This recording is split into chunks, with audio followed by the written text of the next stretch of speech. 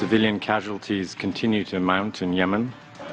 With bombings nearly every day and an unrelenting humanitarian crisis, can Yemen find a peaceful solution, or is more war on the horizon? Hello, I'm Anand Naidu and this is The Heat.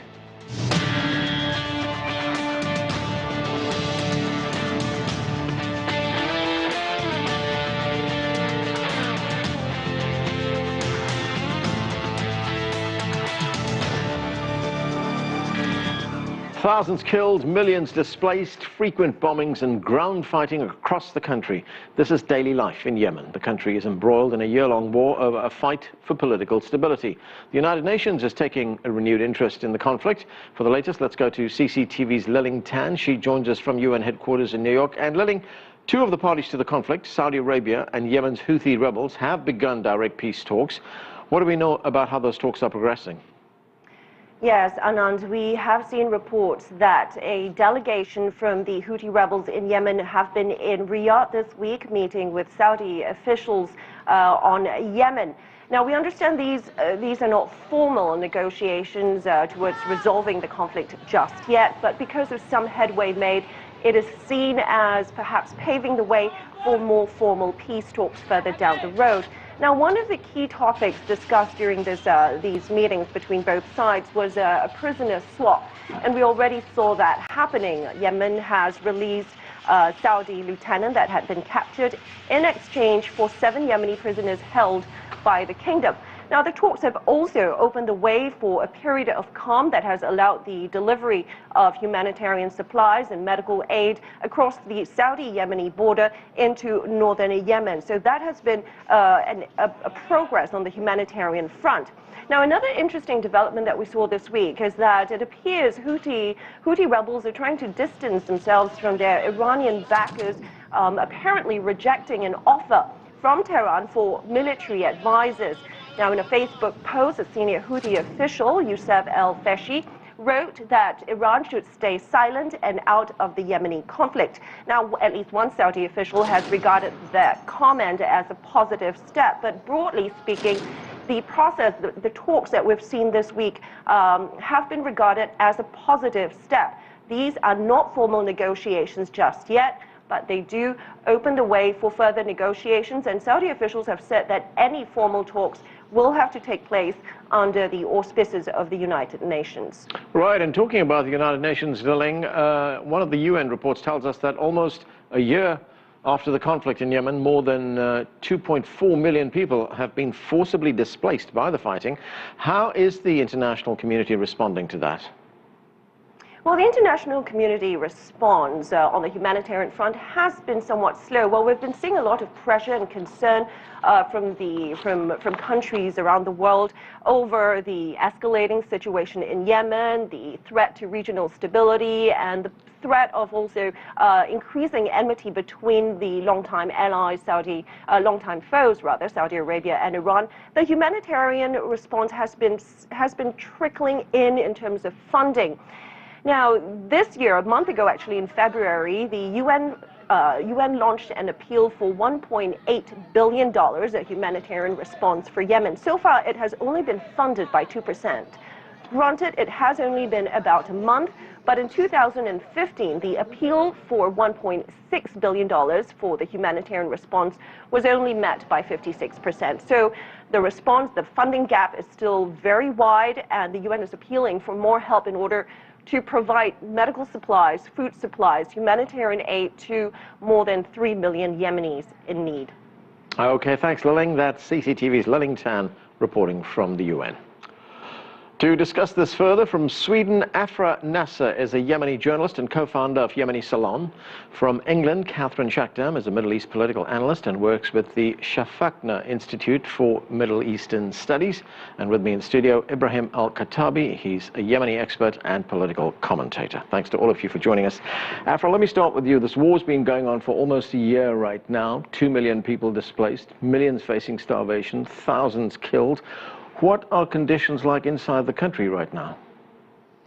Well, it's catastrophic. The humanitarian situation is extremely, it's beyond the words, even beyond the description that that I can, or there are not words that I can describe the humanitarian catastrophic situation in Yemen. As I am speaking now, I can expect that anyone of my family or my mom being bombed because the internal fights and even the Saudi-led coalition airstrikes that does not differentiate between civilians and combatants. So it's hard to imagine life under such circumstances. And what about access to water and food and things like that, and shelter for one thing? That's absolutely difficult. People are literally struggling to stay alive. Especially Taiz city has been under blockade by the the Houthis militants for nearly a year now, and people are really starving to death. And the UN has had a lot of difficulties to enter aid and to enter food and medicine. And that goes as well to different parts in Yemen. And the black market has been really popular for a lot of people who can't really afford to get food or medicine or other supplies. And those who can't, they struggle to really stay alive. Catherine, put this conflict in some kind of perspective for us. What started this war, and how did Saudi Arabia get involved in it? Well, it all started really with, I would say, the resignation back in 2015, it was, of President Hadi. He resigned and he said that he basically wanted to have nothing to do with what's happening in Yemen, which was, I would say, a rising movement against his legitimacy and his presidency. And you have to remember that he was elected in a one-man election, and a lot of people saw in this a farce, a democratic farce, and what they wanted to do was to go back to the drawing table and have the people have a real voice, which was carried by the Houthi movement. And then he ran away to Aden, making things very difficult for everybody because he refused to engage into political talks with Houthi and other factions within Yemen. And then he decided to actually run away to Saudi Arabia, and this is when, in March of last year, the kingdom decided to unilaterally bomb Yemen. Now, if I can quickly go back to the humanitarian situation, I'd like to make something very, very clear. The UN has not tried to get anything through because the UN has agreed under Saudi order that there would be a humanitarian blockade installed in Yemen and imposed onto Yemen, meaning that nothing will get through, whether medicine, whether food or water or any other supplies will get through to Yemen. On account, the Saudi have tried to block the resistance movement in Yemen. I'm not just referring to the Houthi, I'm talking about the resistance which has been organized under the leadership of the Houthi, which represents the greater majority of Yemen. And this is not to say that everyone agrees with the Houthi, but that right now in Yemen, everyone understands that the Houthi are actually standing up and fighting for the liberation of Yemen against an imperial power, which is Saudi Arabia. And for this, millions of people have suffered, millions of people have been displaced, and about 23 out of 26 million people are starting to starve because Saudi Arabia deemed fit to exercise a humanitarian blockade on Yemen, which is not only illegal, but it is actually a war crime under the very definition of the UN. And this is something now that people are trying to fight and are trying to denounce. And there was actually a report made in Min Press back in 2015 and in Vice News, arguing and proving beyond any doubt that the Saudi have exercised and exerted pressure onto the UN, promising funding onto other programs should they allow for Yemen to be blockaded absolutely and totally. And this in just, this one order and the fact that the UN actually went with it goes to show how much outside the law the UN is actually operating. It's ludicrous to believe that an entire country, an entire people have been put under blockade just because the Saudi decided that it was fit to their agenda. Right. Are you saying that the United Nations has agreed to this blockade, or is it a situation where the United Nations is not able to get aid through, its aid convoys through? They're sitting by. They're standing by it. Well, they're being prevented from getting those aid convoys through. They're standing by it, so they're not doing anything. 8 convoys have been bombed by the Saudis, so that should tell you something. MSF was bombed by the Saudi. An Oxfam warehouse was actually destroyed by the Saudi. And when they raised the issue, then very quickly they had to withdraw their complaint. That tells you the kind of lobbying that the Saudi are able to exert in the United Nations and other Western capitals for that matter. And those are not allegations, those are proof, those are something that actually happened. It's been documented by the press. There is no conspiracy theories, it's just cold hard facts. Right. Now I just want to be clear that the United Nations hasn't imposed this blockade, has not agreed to it. It's being prevented by a Saudi blockade, isn't it? Yes. Okay, Ibrahim, we now have direct talks taking place between Saudi Arabia and the Houthi rebels. What are the two sides trying to achieve? I think for the Houthis, they kind of, at this point, understand that the legitimate government, along with their forces and the resistance in Yemen, are close to Sana'a. So basically, they're trying to save face. They try to maintain their power, sort of the Hezbollah style. For the Saudis, they just want to knock them off. Saudis will never agree that they will have some sort of a Hezbollah-style group within Yemen that will be hostile to Saudi and to the region. I just want to go back to what the other guests were talking about in terms of had he run away from Sana'a, and he ran from Sana'a to Aden and to Aden to Saudi. Let's be clear. Let's get the facts straight. I think there was a coup staged by the Houthi militia and Saleh against the legitimate government. We know, I agree that Hadi was selected, but also Hadi was elected by 6 million people, and he was elected only for 2 years. There was a transitional peace process going on in Yemen. Was he deposed or did he resign? He was forced to resign. Yeah. As you know, he was under house arrest. When you're under house arrest, you don't know what's happening inside the house, and the only one that controlled the Houthi, the capital by then, it was the Houthi, and they were trying to take over. And let's be clear about what the Houthi movement is. They are a sectarian group, believe that they somehow are related to the Prophet Muhammad, and that gives them sort of the right to actually control the Yemeni lives and take over the country. I think we need to know that the Houthi is a militia, is not a legitimate government. They're not fighting like the other guest was saying about to liberate Yemen. Yemen is not a sectarian regime. There are so many different subgroups within Yemen. Whether in the south, the middle, the north, we know the Houthi made it clear that they trying to restore power that they lost in the 60s. You know, Yemen was controlled by one group for the past 1,000 years. What a lot of people don't know in the media and also in the Western media and in particular is that there is an internal struggle inside the country. There is a group in the north part of Yemen, what we call Sana'a, Sada, and Amran. This group is being controlling the country for the past 1,000 years. They want to maintain that power. You remember, there was after the uprising in Yemen, there was a peace process. Yemenis came together. There was a national dialogue, and they laid out how they want a government that will have, that would ensure everyone's rights, protect everyone's rights, and everyone will have a fair share and access. But the problem when they were drafting the Constitution, they were about to bring it down to the people to vote on it and then go to election. At that time, Houthi and Saleh and the dictator staged a coup to prevent any political process in Yemen to turn Yemen into a democracy. But the situation right now is that the country is in conflict. Catherine, you wanted to say something?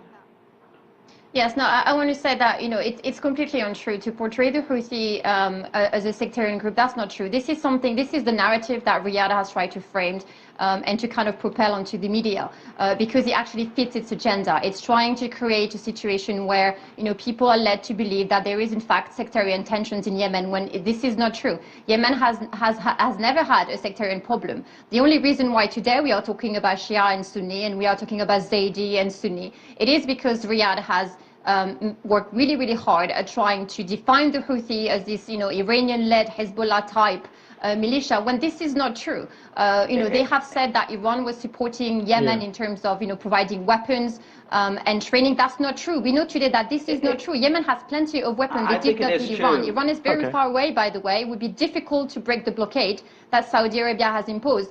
And what you're trying to say about, President Hadi, he actually resigned not once but twice, and of his own volition. He went on TV. There was no gun put to his head, and he actually by himself, when the Houthi entered the capital, they did so peacefully because he actually addressed an order onto all the ministry, the interior ministry and the military, saying that they should not fight the Houthi because they came in peace. So do not tell me there was a coup d'etat. Okay, I want to get back to the humanitarian situation. I want to bring Afra back in. Afra, thousands of Yemeni civilians have died in these Saudi bombings. Human rights groups are now calling for an investigation into those bombings and possible war crimes. What can you tell us about the casualties and what has happened here? But before, I want to add some point to the other guests' comments. I think as much as it's important to have the political analysis of the situation and how the political process have gone through, but it's also important to differentiate between the humanitarian situation and the political debate about the politics of Yemen. So now we are facing a situation where by many reports from Amnesty and Human Rights Watch and Oxfam, we are dealing in Yemen with a catastrophic humanitarian situation that are 80% of Yemen population are in need of humanitarian assistance, and that's like the biggest portion of human beings on earth living and needing help. While you imagine that the world is rallying to help them out, their cry outs are not heard by the world. So I think giving the current or the latest development between the Saudis and the Houthis with the prisoners swamp yesterday, there was a crucially important element that not a lot of people, especially the UN, are not taken into consideration when trying to push for a solution or to find like a way out or an exit for the continuous conflict in Yemen. I think the tribal intervention factor with how they intervened and led this prisoners swamp between the Houthis and the Saudis on the borders, this is a crucial, important factor that not many Western or the international community and the UN are not taken into consideration. This group, the tribes, they have a extremely beneficial intervention that they can do in Yemen just to stop the bloodshed and even to at least to stop the humanitarian catastrophe, because the future that lies for Yemen is really tragic, if not even dealing with the atrocities that are already committed, at least just to stop the atrocities today. We are going to take a break right now. I will come back to you right after that break, Ibrahim, I promise you. Coming up, will there be an end to the war in Yemen? Our panel weighs in next on The Heat. Stay with us.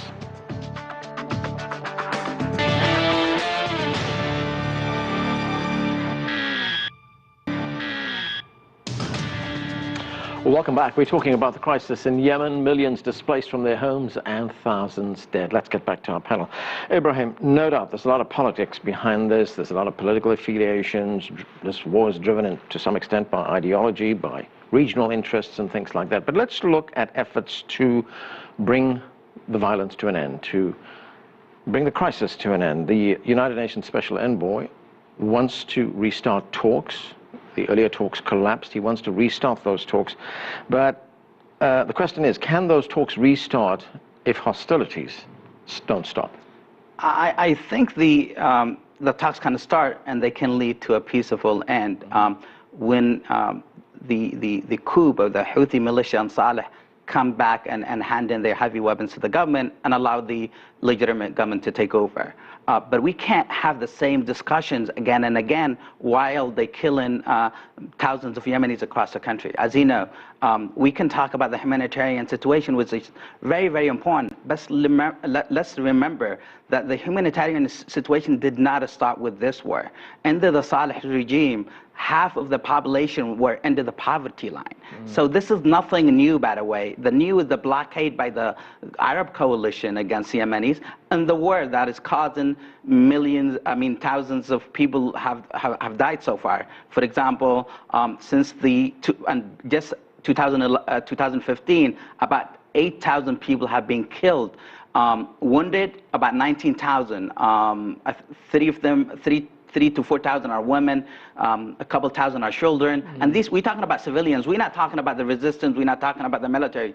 The other thing we need to know about, even when bringing aid to Yemen, by the UN own accounts, the Houthi and Salih militias had actually blockaded that humanitarian aid and actually looted it for their own benefits. So we need to not to address the humanitarian situation as a result, but we need to address the roots of the problem, which is to stop the kind of regime that was in the northern part of the country.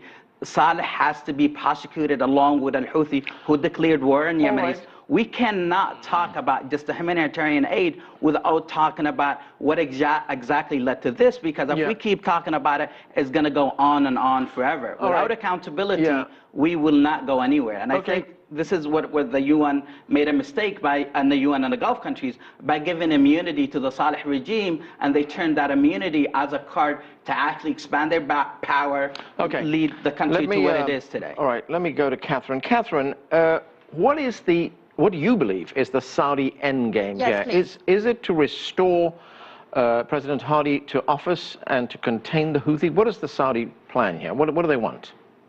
Well, I think President Hadi is a pawn, really, because I don't think that Riyadh cares very much for President Hadi. His presidency has long been void anyway. I think what they're trying to do is to make sure that Yemen remains a satellite of Saudi Arabia, as it was under President Ali Abdel Saleh, by the way, because he made sure that he had open communication with Riyadh, and whatever policies he was carrying was actually, in fact, those that Riyadh wanted to see for Yemen. What you see today is a direct result of Yemen trying to be independent. But if I can go back very quickly to Mr. Ibrahim's comment, I'm actually quite appalled to say that the humanitarian situation happened because of the Houthi. I don't think so, not even because of Ali Abdullah Saleh. It happened because Saudi Arabia decided to corporate bomb Yemen to oblivion. Hospitals, schools, mosques have been absolutely obliterated. Amnesty International, Human Rights Watch, and countless other organizations, human rights organizations, have already established that the Saudi have purposely and systematically targeted civilian populations. So do not tell me that there's no cause to effect, there is no political agenda here. Of course there is one. The maximum, they're trying to exert maximum pain onto Yemen to punish an entire people because they dare ambition to be self-governed. And those are the reality of Yemen. And now you have groups trying to oppose them and denounce them. Today we have people going in front of the UNHCR in Geneva trying to denounce them and expose those war criminals. Okay, Catherine, let me get a quick response from you. So let's get the fact straight. We need full investigation. We need an international panel that will go in and investigate all crimes committed by all sides. The problem that we're talking about when you cite it just against the Saudis, it's just fine. Let me finish my comments. I didn't cut you off, so I just have a second. Go ahead. Houthis so far kidnapped 8,845 people, and this is documented, by the way, and it was submitted to the UN Human Rights Council. 4,000 of them are politicians. 2,000 of them are activists. 191 are reporters. 159 are kids. These were kidnapped by the Houthis. 1,077 were tortured. Let alone that they went against government institutions. They destroyed and looted 550 government institutions. 834 educational institutions. They turned the schools into military bases. They blew up. All right, Ibrahim, I need to move on. We need to get the numbers. They actually, when it comes to mosques and places of worship, they actually destroyed and targeted about 596 mosques and places of worship. All right, I'm hearing a lot of blame going all around you. This is a fact. Yeah, let me get back to Afra. Afra, there's one other thing I want to look at, and that is, to what extent do you think that the blame for what is going on in Yemen should be laid at the door of the United States and the United Kingdom? They are, after all, Saudi Arabia's biggest supporters. They're also Saudi Arabia's biggest weapon suppliers.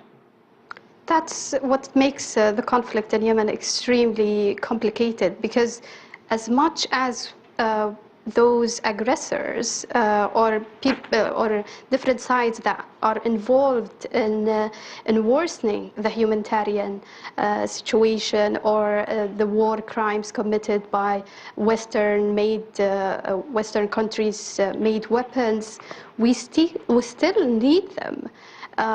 So what I see, even with the comments of the other guests, the polarization with the conflict in Yemen is getting extremely wide, and what that also reflects with the different factions that are involved in the conflict. So you have the Houthis from one side, along with Saleh, and then Hadi and Saudi Arabia from the other side. And every side want to save face in this conflict. And with that comes the need for diplomacy. And we need a third party to come in and try to find a settlement. All right. Because we cannot have Yemen as a second Syria. Okay. Catherine, I've only got a minute left. Do you see a quick end to this crisis? Do you see a political will among the warring parties, to bring this to an end? I think it's going to take a very long time unless the international community actually intervene against Saudi Arabia and makes them stop, because this war has been unilaterally declared and it should stop by the Saudi. The Houthi and the resistance movement with them are not fighting the Saudi, they're trying to defend their country. People need to understand that international means something, and they should go back to the table and let the Yemeni decide what it is that they want for themselves. We cannot continue to try to impose a certain form of governance just because it suits Western powers or certain capitals in the world. It doesn't work this way if we really truly want to achieve democracy. And Yemen is a broken land. We need today to allow for humanitarian aid to come in, and we need for war criminals to be tried. And crimes against humanity have been committed in Yemen. 22 to 23 million people are starving right now. Millions of people have, children are dying. Millions have been displaced. Tens of thousands, have died or have been injured. You cannot continue to have those kinds of numbers and people not feel outraged. Okay, that's where we're going to have to leave it. Thanks to all of you for joining us. That's all we have time for, but the conversation continues online. For all articles, videos, and unique online content, visit our website at cctv-america.com. And we're always available on our social media channels. Find us on Facebook, Twitter, Instagram, and Weibo. You can find those links on our website. I'm Anand Naidu in Washington, D.C. Thanks for being with us.